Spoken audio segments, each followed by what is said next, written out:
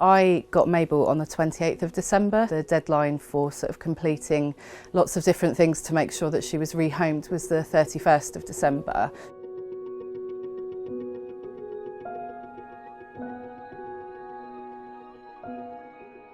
I was on Facebook and just started looking into this ban situation and what was going on, and I had somebody from Milton Keynes reach out to me, and she basically said I rescued a dog last year and I was doing it with a view to rehoming her. This dog, so Mabel, she'd come from a breeder and she'd had puppies when she was just over 1 year old, so she wasn't fully developed herself. Living outside, no sort of real quality of life, hadn't really, enjoyed being a puppy, wasn't house trained or socialised. Good girl. No, that's Tegan's. Wait. Good girl. Yeah, she's learning. She didn't know how to wait when I first got her, but she's having to learn a few new skills.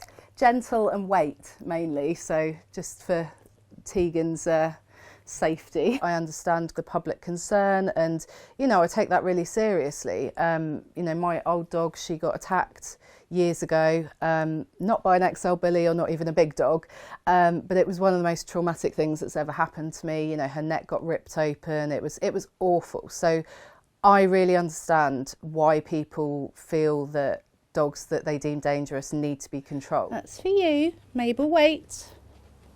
Mabel, come. Sit. Wait. Wait. Good girl. The exemption certificate has kind of caused a lot of alarm and distress to people. You have to have sort of near on £100 going spare.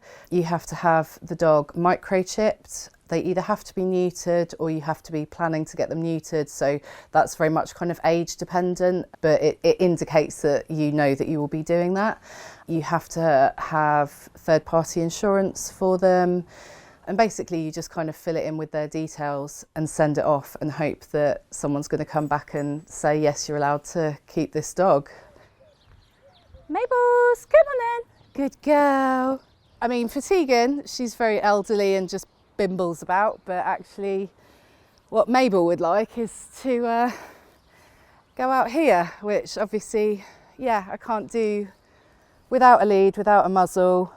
I think I've been really lucky in that her temperament, she's been so good. I'm her third home in 2.5 years of life, so she's taken a lot on the chin already, and obviously I've had to muzzle train her and she's not liked it, but she's tolerated it and we're moving forward. I think the longer term issue that I really have is the fact that she is a really lovely, really relaxed, well socialised dog. She loves people, she loves other animals. And I'm worried that's going to change because not only is she always on a lead, but also the fact that she's got a muzzle on all the time. And I just worry that years and years of that is going to really hugely impact socialisation. We're just taking Mabel out. It's about sort of 10-15 minutes, and it's a private field that I've booked just so that she can have a bit of a leg stretch without the muzzle and lead. So this is week 4 of having her, and I've taken her to somewhere along these lines once a week.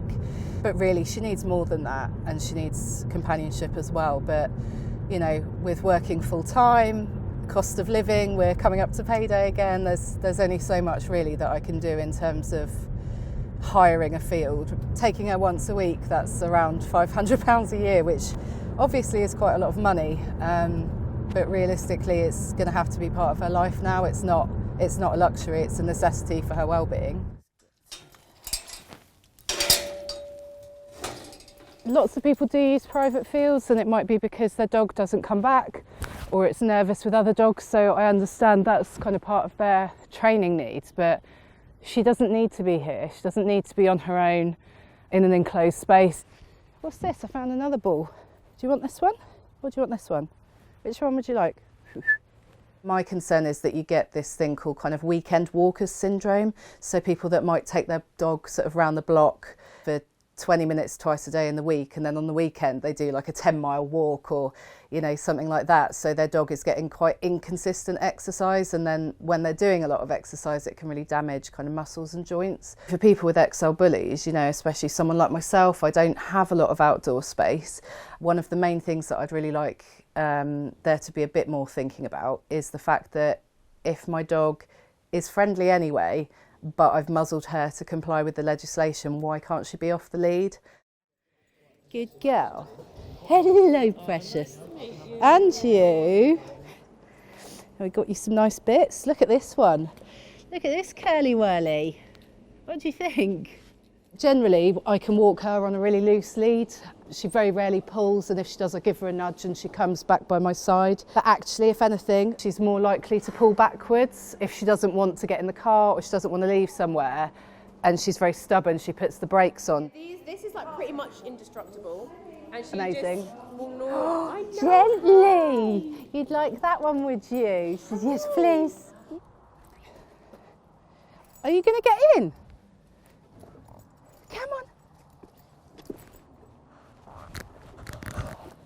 One big thing is the fact that there are people who have had these dogs because they want them for status, they want them for breeding, they don't really care about or love their dogs. And these are the people that are either going to ditch their dogs, or they're going to be the people that stick two fingers up and say, I'm not paying nearly £100 for my exemption. Say hi, Mabel. Good girl.